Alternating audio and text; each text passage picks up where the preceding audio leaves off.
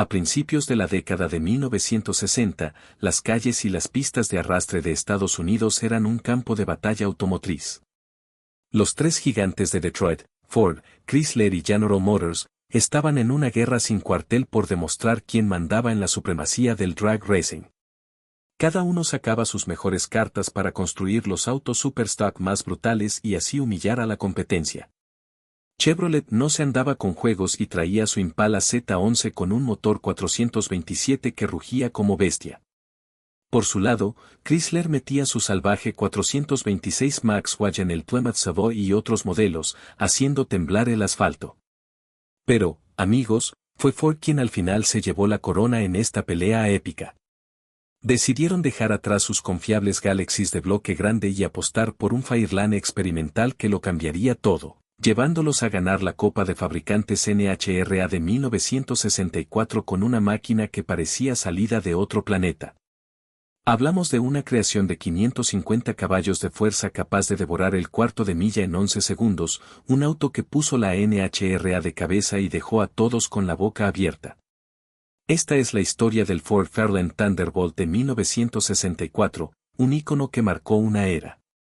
Pero antes de meternos de lleno en este monstruo y entender por qué arrasó en las pistas, vamos a retroceder un poco y armar el escenario, porque esta historia merece ser contada con todos los detalles. Corría el inicio de los 60, y el término Pony Car ni siquiera estaba en el radar.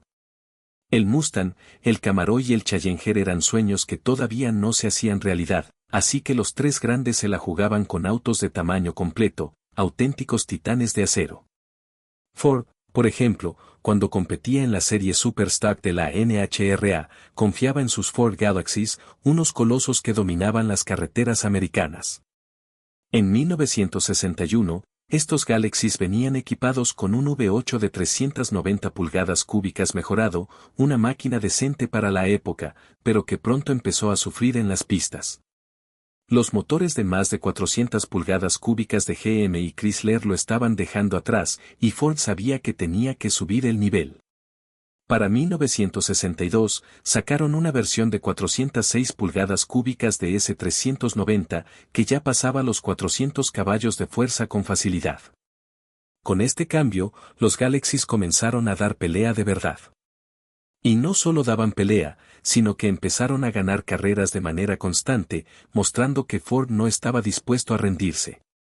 Pero el verdadero golpe llegó en 1963, cuando soltaron el motor de 427 pulgadas cúbicas para reemplazar al 406. Este motor sería el corazón de lo que pronto se convertiría en una leyenda, el Thunderbolt de 1964. Hablemos primero del Galaxy Lightweight de 1963, el antecesor del Thunderbolt. Con el 427 bajo el capó, este auto ya era rápido, muy rápido. Pero tenía un defecto que los corredores no podían ignorar, el peso. Aunque lo aligeraban todo lo posible, quitando asientos, alfombras, lo que fuera, los Galaxies más livianos seguían pesando más de 3.400 libras. Eso era un problema serio. Para 1964, la NHRA puso un límite de peso mínimo de 3.200 libras en esa clase. Imagínense, si Ford, Chrysler y GM tenían motores con potencia similar, esas 200 libras extras del Galaxy podían ser la diferencia entre cruzar la meta primero o comer polvo. Ford necesitaba algo nuevo, algo que no solo tuviera potencia, sino que también fuera más ligero y ágil. Y ahí es donde entra el Ford Fairlane, el héroe inesperado de esta historia. El Fairlane era un modelo mediano, mucho más compacto que el Galaxy.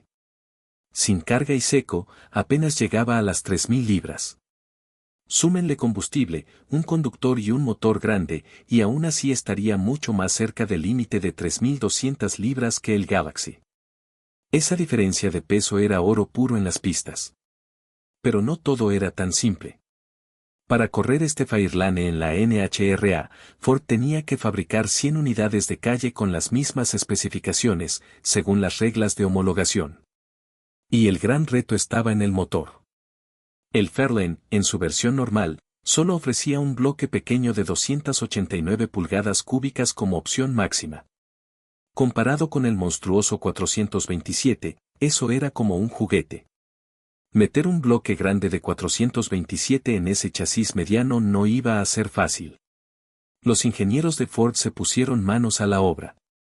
Tuvieron que mover la batería al maletero para hacer espacio, cortar las torres de amortiguación y diseñar cabezales tubulares personalizados que serpenteaban de formas extrañas para encajar en un compartimiento del motor que ahora tenía cero margen.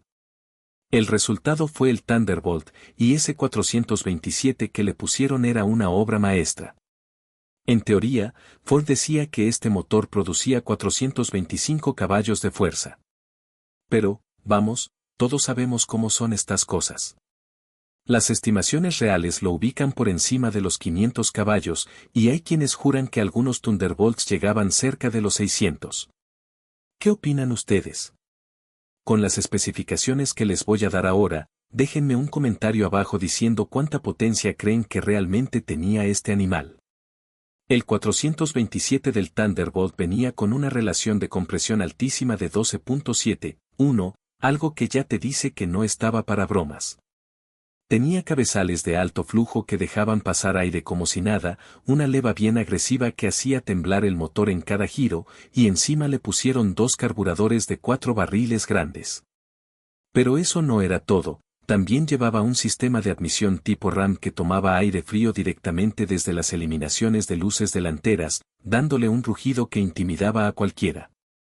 Este 427 CI estaba listo para la guerra, y lo emparejaron con una transmisión manual de 4 velocidades que ponía todo ese poder en las manos del conductor. Aunque, para los que preferían algo más relajado, también ofrecían una automática de 4 velocidades. Y si elegías la manual, podías pedir engranajes traseros de 4.57, perfectos para despegar como cohete en la pista. Pero el Thunderbolt no era solo motor.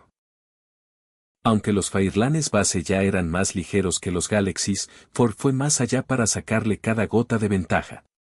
Adentro, botaron los asientos originales y los cambiaron por unos planos y básicos de una camioneta Econoline, como los que usarías para repartir pan.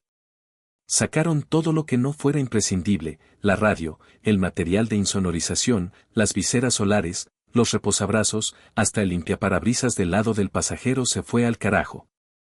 Todo por ahorrar peso. Afuera, el Thunderbolt lucía guardabarros de fibra de vidrio, puertas de fibra de vidrio y una capota de lágrima de fibra de vidrio que se convirtió en su sello distintivo. Al principio, hasta probaron con parachoques de fibra de vidrio, pero la NHRA los frenó y tuvieron que cambiarlos por unos de aluminio. Usaron Fairlanes con el 289 como base porque venían con el eje trasero Ford de 9 pulgadas, el único que podía soportar el castigo brutal que estos autos recibirían en cada carrera. Ford se puso las pilas y fabricó las 100 unidades requeridas a toda prisa. De esas, 50 salieron con transmisión manual de 4 velocidades y 50 con automática. Los primeros 11 fueron pintados en un Borgoña bien elegante, y el resto en blanco Wimbledon, el mismo tono que después usarían los Shelby GT350, un dato curioso para los fanáticos.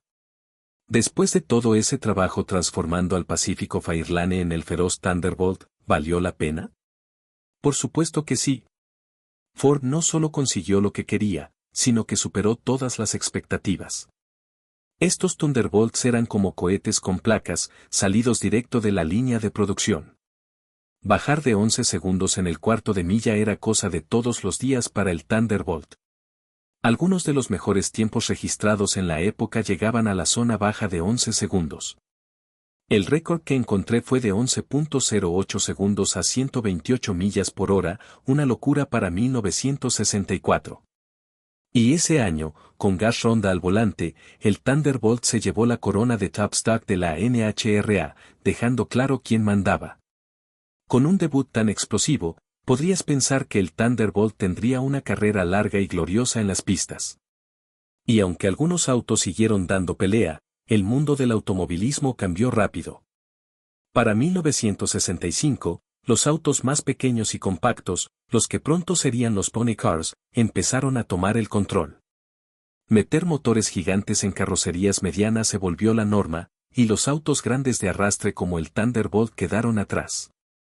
Así, este ícono solo tuvo un año de producción.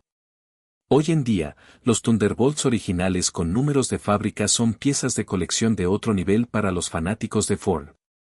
En subastas, fácilmente alcanzan precios de 6 cifras altas, a veces más. Sí, es un dineral, pero estás comprando un pedazo de historia viva del automovilismo, un auto que no vas a ver rodando por ahí todos los días. Para mí, gastar unos cientos de miles en uno de estos no suena nada mal, ¿y para ustedes? Y con esto cerramos la historia del Ford Fairlane Thunderbolt de 1964, una máquina que marcó una época y dejó su huella en las pistas. Si este video te voló la cabeza, déjanos un me gusta y compártelo con tus amigos amantes de los autos. No te olvides de suscribirte al canal de YouTube Carros Raros y activar la campana para que no te pierdas más videos estilo documental como este, donde te contamos todo sobre los autos más increíbles y únicos del planeta. Nos vemos en la próxima, entusiastas de los carros raros.